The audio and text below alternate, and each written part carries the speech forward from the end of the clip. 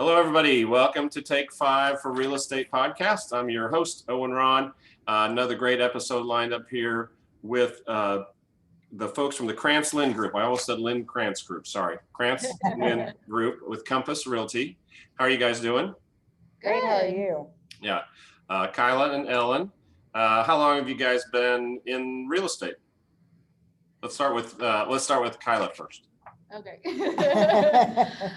I've been in real estate a little over a year. I made the transition from a long-time career in fashion. I was actually a buyer for a women's luxury retailer for about 10 years before I transitioned over to real estate. Cool. And I've been in real estate, I'd say full-time for about 7 years. I kind of dabbled and had my license before that, but I also transitioned from a similar type of background in fashion. I owned a wholesale company and was also a rep for about 20 years for different manufacturers. Yeah. So tell me about the moment that you decided to move into real estate, Ellen.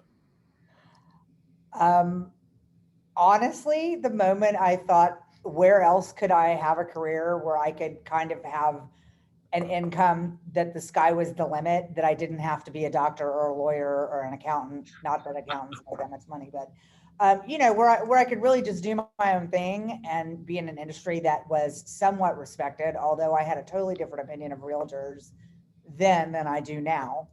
But then I kind of thought, what else can I do where I can be as successful as I have been and still be my own boss? And right. There are I've always owned homes since I was in my early 20s. I've lived all over Houston. I was born and raised here. So it just was a natural step for me. My mother was also in real estate and my father's built all over the country. And is currently building in Bel Air single family homes. He did build commercial. So yeah, that's a great answer. Yeah. Kyla, what do you think? What was the moment you said, I'm going to be a realtor? Well, what I was doing in fashion was all I ever wanted to do my whole life. And I kind of, the past couple of years, just started thinking about, in my career, I was kind of at the top of where I could be. So it was more about, do I continue doing about the same thing for the next 30 or so years, or do I try something different? Right. My husband and I actually invest in real estate in the Heights. And he actually works for a home builder. So I wanted to get my license just to kind of help with that. And then I ended up meeting Ellen through a mutual friend and hearing more about kind of how she had launched her business. And I realized there were actually a lot of skills that I used at my prior job in terms of data analytics and marketing and styling and all of that I could transfer over here. So we started working together and started helping my first few clients. And honestly, the ability to do something that really makes a difference in people, a big difference in people's lives, these are oftentimes the biggest investment anyone's ever going to make, was really rewarding and something different, a little bit different than selling someone a pair of $200 jeans. So we've just loved it ever since. Yeah. Cool. So how do you guys work as a team? So I'll ask Ellen first. So do one of you take the FaceTime with the clients and the other one work on the numbers, or do you mix it up? We kind of mix it up. We both have different skill sets that are very complementary, and then we have some skill sets that are similar. I have been in sales my whole life. I feel like I am a really good salesperson. I kind of know how to land the plane and get a deal to the closing table where everybody's happy and everybody's goals are met. Kyla is great at that, but she also has a real expertise in the marketing end, which is something that I never did. I kind of grew my business organically through just word of mouth and friends, and I never really marketed. I'm in a different age group, if you couldn't tell. So I'm 58. So even though I love Facebook and Instagram, and I'm probably technologically more savvy than a lot of people my age, I never used it as a business tool. And Kyla is really great at that, and that's done. It's expanded our business tremendously. Yeah. I think we're both really good interfacing with clients, so we do most of our meetings together. Whether it's some things we do completely together, some things are from my base, some things are from her base. but we still work together as a team on everything. Yeah. And it's great for our buyers because they have two really well-respected, good agents working with them. And it's great for the sellers because they always have somebody that knows what they're doing. We don't, most of our listings, I mean, unless, it's not anywhere around here, but the majority of the listings that we have in the Heights, in Bel Air, Westview, River Oaks, any of those areas, we accompany them all. So one of us is at every showing. Oh, that's good. It's really a great thing for our sellers. Yeah, it's a really unique team structure. I'm sure you have met a lot of realtors, you've interviewed a lot of realtors. Oftentimes there is, either one primary agent and they have either assistants or team members or people that work under them. I think there are very few partnerships, and then the ones that I have seen, most of them are husband and wife. Right. So it is rare to have an experience like we give our clients, whether they're sellers or buyers. Like she said, you get two full-time realtors all the time, 24/7, working on your transaction. And I think that's made things as seamless as possible for our clients, but also fun because you kind of feel like you're hanging out with friends and not, having to deal with, obviously there's stress involved, but make it as fun as possible. Yeah. And we play off each other really well. We both are very strong individuals. So, sometimes we have different takes on things, but we always come to an agreement. And I think the fact that we both are strong is a really good thing. Yeah. Especially for our clients. Yeah. And as long as you're communicating, then you can work through those issues that always pop up. I guess it's a little sexist, but women are better communicators than men. So, Not all the time. No, I'm kidding. Everybody has their own way of communicating, but you're probably right. Yeah. As a general rule, you're probably right. In general.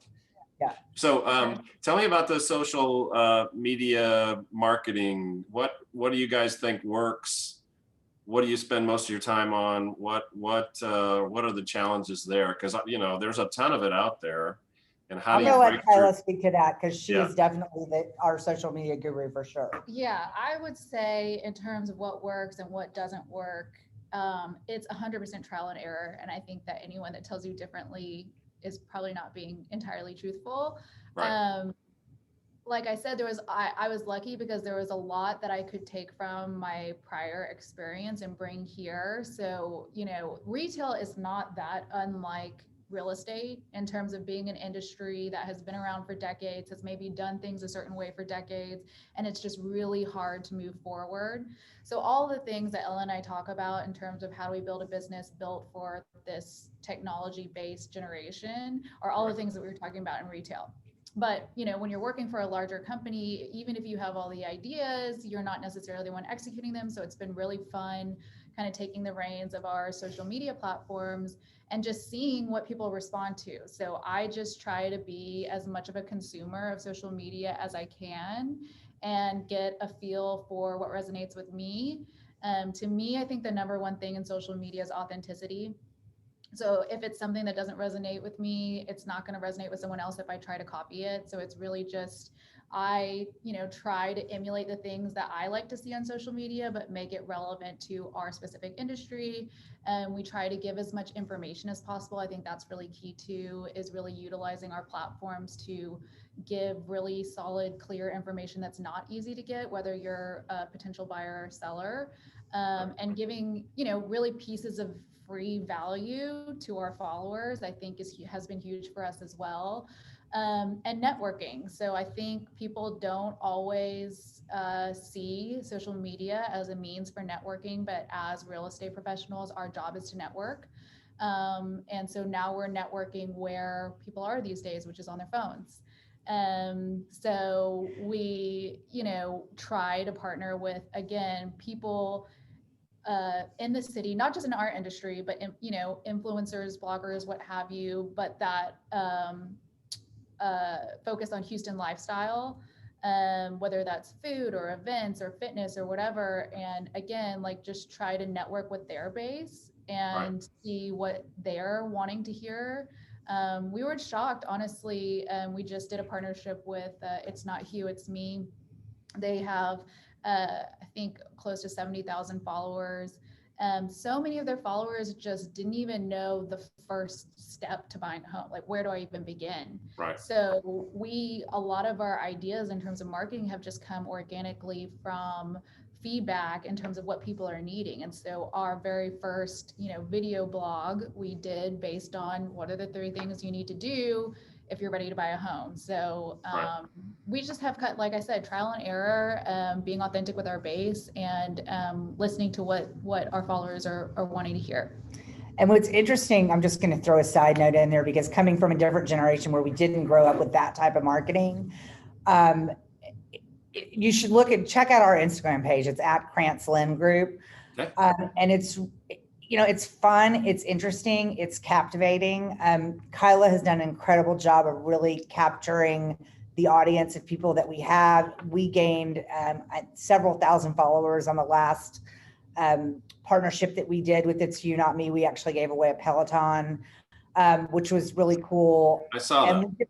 We got a huge lead capture on that, and we got a lot of new clients and a lot of people, like Kyla said, that just didn't know the first thing about buying a home. And then there's the other side to that, is my friends who are all looking at Instagram and don't know what to do with it are calling me going, "Oh my God, you're on fire. What is going on here? Like, your Instagram page is amazing." And I'm like, that's why I have a 30-year-old partner, who understands how to make it. And yes, I can copy what she does and emulate it, but that's just not, she really has a flair for, if you look, it's great content.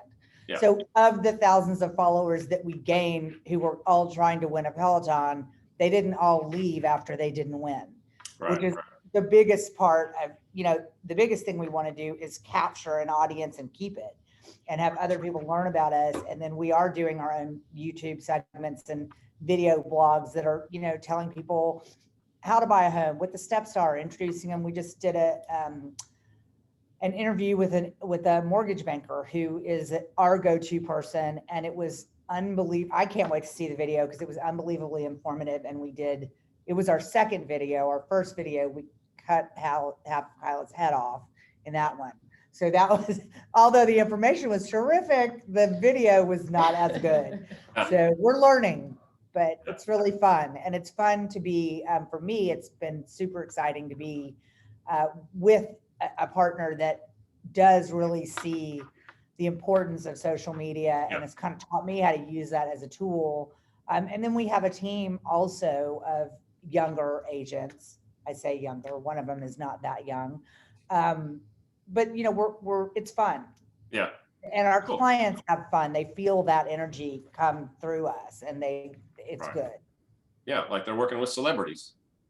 It's more kooky cousins, I think. Right. Oh, yeah. But still just as fun. But it's interesting because honestly, we really have not tried to. We started Instagram. We started our page. I had a page. I had a few hundred followers. I have actually more on my personal page, but I didn't really use it as a tool. And when Kyla, we started working on it about a year ago, the goal was to grow the page. And of course, if you're a celebrity, you flip the switch on and you have millions of followers right away.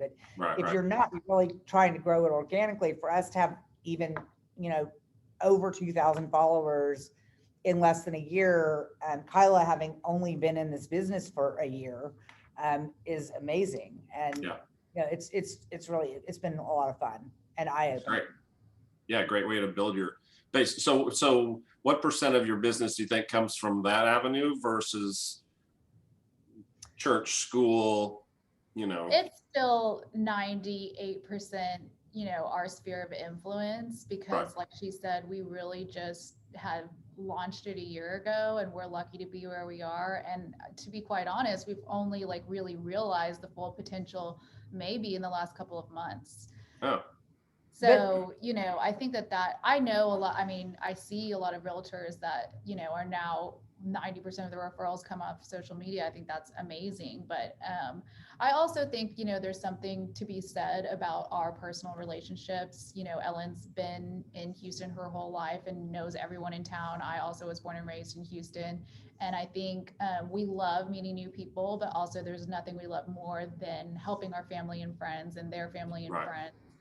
with their real estate transactions. Yeah. And the other thing is just to add something on top of that, even though we do have spheres of influence, every single person that I know also knows 20 realtors.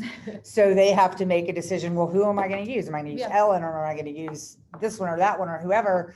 And I do think that our social media and our marketing has definitely made us stand out. I mean, we've gotten listings that we would not have gotten had it not been for the social media. So a year ago, I was like, are you sure this is really going to make a difference? I mean, I'm not seeing really any return off of this. And then, I start getting phone calls out of the blue from these random people who have seen, oh my God, I can't believe the marketing you're doing. And, it's amazing. Y'all are on fire. And I'm like, okay, it's working. Must be, something's working. I mean, we do have, we do bring a lot of different things to the table. So in terms of like most of the marketing that goes on in River Oaks and Afton Oaks and even in the Heights, I think there's a little more of this going on in the Heights, but Bel Air, most people don't market like we do. And I think that has been a huge piece for us. That's really helped propel us pretty quickly. Yeah. So tell me about, we've all are living through COVID and all those things. There seems to be some light at the end of the tunnel. What's your projections of this year, and how is the industry changing, or has changed, or will change due to what we just went through? Do either of you have a good answer for that? Okay, Kyla. Yeah, I think that Ellen and I are lucky to be affiliated with Compass, because if you're not familiar with Compass, they are a technology firm first, obviously a real estate company, but very focused on technology. So the industry in general has moved towards better online tools, being able to tour houses online if you're not able to be out in person, all of those things. Well, we already kind of had those tools built in, so that's been great. In terms of, we do think that the market's going to be pretty strong. We definitely thought for this year, but I honestly think for the next 2 years, because we have too many buyers out there and not enough inventory. I think the latest, fresh statistic from HAR that came out had inventory actually down 49%. Wow. That's pretty big number. Staggering. And, I think every single, at Compass, we have all the top agents. I think every single one of us has at least a dozen buyers in the pipeline wanting to buy something. So, I don't know that all of those buyers are going to end up finding something this year. Obviously, everybody wants to buy this year because interest rates are so low, and that's fueled a lot of buyer demand. Right. So if you are listening to this and you have thought about selling your home, I cannot stress enough, inventory is down. I believe the number was close to 49%, and prices had gone 15%. I think that was the right statistic. So I can't stress enough, this is the time to list your house if you're even thinking about it, because every house that we've seen come on the market has had, every desirable house, we do a lot of business in the inner loop, has seen multiple offers. So it's kind of crazy. We literally sold, we put a house on in the Heights for $1.1 million. I'm not going to share addresses because then you'd know who the buyer was, but we put it on for $1.15 million. We had probably 7 offers in the first couple of hours. It sold for $1.252 million, which was, basically 10% over asking price, because there's nothing in that price range in that area, period. It's either 1.4 or 700, but nothing in between. So, the Bel Air's the same way. We have builders that we represent in Bel Air. If I had 20 entry level 4,500 square foot houses on a decent sized lot, I could sell every one of them. Yeah. So, and all of the resales are bringing really top dollar. Unless you just, one of the philosophies that we share really with our sellers is that we feel like you really should price correctly, not test the market to see what you can get, because normally if you price exactly right or just even slightly under where you should be, the market will tell you what you're going to get. But your house doesn't sit on the market for 60 days or 90 days while you're trying to see if you can get, $100,000 or $300,000 more than you should be able to get. So we just have different strategies, but right now the market's, it's unbelievable. And that's not to scare off if you're looking to buy. I think it's just important, if you are a buyer in this market, one, to be really realistic about what your expectations are. Honestly, we encourage a lot of our first-time home buyers to start with us maybe even a year out for multiple reasons. One, as you know, as a lender, they want to know what their credit situation is and if there's anything that they can do to solve that in the next few months. But two, I mean, we believe like once you've been pre-approved and you know you're pretty solid in what your budget is, on taking the time to really narrow in on a specific neighborhood that you want to be in, a specific type of property you want to be in, so that when something comes on the market that's perfect for you, you're ready to pull the trigger. And that's what I would say about this market now is everything is happening so fast. Like if you fall in love with something, you need to write a very strong, compelling offer that day. Don't wait around and kind of see what's going to happen, because it's just, this isn't the market for that. But there are still, I think a lot of affordable options. We have tons of first-time home buyers who are looking in the $200,000 to $350,000 range, and there's a lot of great options for them. Are they all going to be in the heart of the Heights? No, but there's a lot of great developments in up and coming neighborhoods. There's a lot of opportunities. If you're, again, like, you have to be flexible in something. You're not going to get price plus, new construction plus location. So, I think just as a first-time home buyer, it is a great time to invest because interest rates are so low, and eventually they will go up. But you just have to be realistic about what you want to prioritize in your search. Yeah. And I think so to Kyla's point, it is a seller's market, but it's also a great market for buyers because of the interest rates. So, we have a client who bought a new house, or not a new house, but a remodel in the Heights, and they're noticed the same amount as it was on a house that they bought $200,000 cheaper because of the interest rate. So it is making, people can't afford a lot more, or they can spend the same amount of money and have a lot lower note. So it's important to have a good realtor who is honest with you, and it's important to listen to them. I mean, you should really hire realtors. Of course, hire us. I mean, everybody should hire us, but if you don't hire us, you really need to make sure that your realtor, is aggressive and understands the market. And if they, we don't tell people to write offers because we just want to make money. I mean, we want people to get what they want. We want them to get a good deal. We want them to get what they, what they're looking for in a home. But if, like in the Heights, if you don't pull the trigger, you're not going to get the house. I mean, you're just not.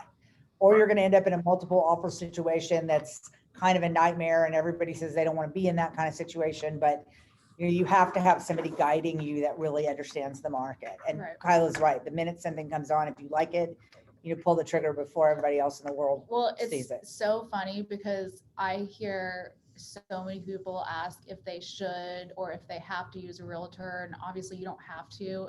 And I share their sentiment because the first realtor I used when I bought my first home, I have no idea what he did. I negotiated the price of the house myself, and I was like, I will never use a realtor again. But just a couple of weeks ago, we were in a multiple offer situation with this home in the Heights, and my client won.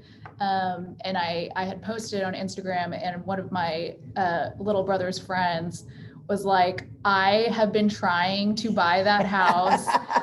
I'm using my cousin as my realtor because he's giving me back his fees. And I was like, oh man, you have got to use someone who's in the market, who knows what they're doing, or you just have no chance. So of course, like Ellen said, we'd love to work with you, but whoever you work with, just make sure, one, interview multiple realtors, and two, do your due diligence to make sure it's someone that you can trust, because in this market, you really have to trust your realtor to make sure that, the price is a fair price, but that, when they say it's time to pull the trigger, it probably is. Yeah.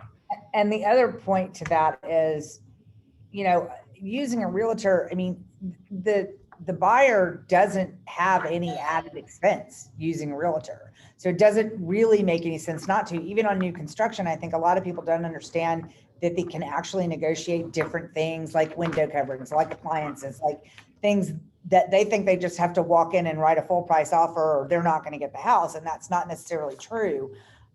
So, and especially if you're talking about even in a, $500,000 situation, I mean, you're not talking about saving that much money And we can probably save you that just in getting you a better price. So Yeah. enough Those about are, those are great tips. I mean, you guys, that was, I always ask, what tips do you have for buyers? What tips do you have for sellers? And all that's chock full of great information. So the one thing I was in my head, I was thinking, I sold a house a couple of years ago, and it was a little dated. And so we went through the expense of new paint everywhere, refinishing the floors, painted the cabinets, all that kind of stuff. It's a big expense, and the house sold. But how do you help a buyer decide whether they need to do the fix up ahead of listing, or they just allow the buyer to do the fix up? Does that make sense? It really just depends on, well, one, it depends on the inventory that's currently on the market. So in today's market where there's very limited inventory, we might suggest that the seller, and let's say the house is livable. I'm not saying like there's blood and crayons on the wall, but like, let's say the house is pretty livable. Maybe it's a little dated, but there's nothing else on the market in the proposed price range. I might say, hey, instead of spending the $15,000 to fix this up and going through the stress of it, let's list a little bit lower, attract multiple offers, and really make this a deal. So one, it kind of depends on what's out, what your competition what is. You're competing against. That makes sense. But two, Ellen and I are in houses all day, every day with buyers. So we know exactly what are hot button issues and what aren't. So, we always say, like, if you're wanting to get top dollar though, we do usually recommend making those cosmetic updates, whether it's painting your walls a really neutral, crisp color, or usually we don't make people, suggest that people go through entire kitchen renovations or things like that, just price accordingly, because I think above all, people want to make a house their own. So I feel like more and more people are wanting to, buy something that's a little less expensive and maybe make their own selections, rather than buying someone else and paying for someone else's renovations. Right. And the other aspect, and one of the things that makes us very unusual as agents, is that we both do have a very strong analytical background, because we were both buyers, and I own my own business. Kyla was a buyer for years in a luxury market. So we can really look at the numbers and say, okay, this makes sense. If you put, like, for instance, we had a beach house in Galveston that we put on the market. It needed to be redone. I mean, it had green, nasty carpet. It had an ugly kitchen. It was like, it just needed to be redone. But it was all cosmetic. So for $25,000, we could redo all the floors, redo the carpet, paint the entire house. It sold for $100,000 more than it would have sold for. So obviously they made, they spent $25,000, made an extra $75,000. So that was a smart decision for them. Most times you're going to have to redo a kitchen. It depends what you have to do. If you can just change countertops and paint, maybe $10,000. If you have to gut the whole thing and start over, then it becomes, is, risk versus reward. Like, is it worth it? And Compass does offer a program called Compass Concierge that we use a lot. So say you have a house that is going on the market and we're going to list it at $1 million. We have, I think is it 5%? They changed there's a limit now to dollar amount. Yeah, what you can do. But basically it's meant for minor cosmetic update. I mean, you can really use it for whatever. You could use it because you need help packing and you want to hire someone. You could use it for staging, anything. But what it is, it's an interest-free loan for a year.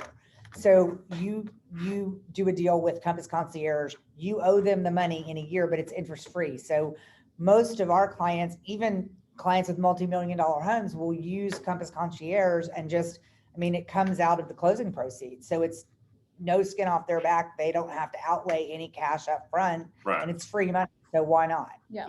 So good point. And it's tied to the house, right? That gets paid off when the house sells. Yes. Correct. Or after 12 months. I mean, if somebody says, okay, I'm not going to sell the house. They had it on the market for too much. Oh, I see what you're saying. Yeah. Lost their job or whatever. Then they would just owe Compass that money. Yeah. So. Well, good. Well, great information, guys. What's the best way to reach you, through your Instagram page or? Yes, so our Instagram page is at Krantz Linn Group.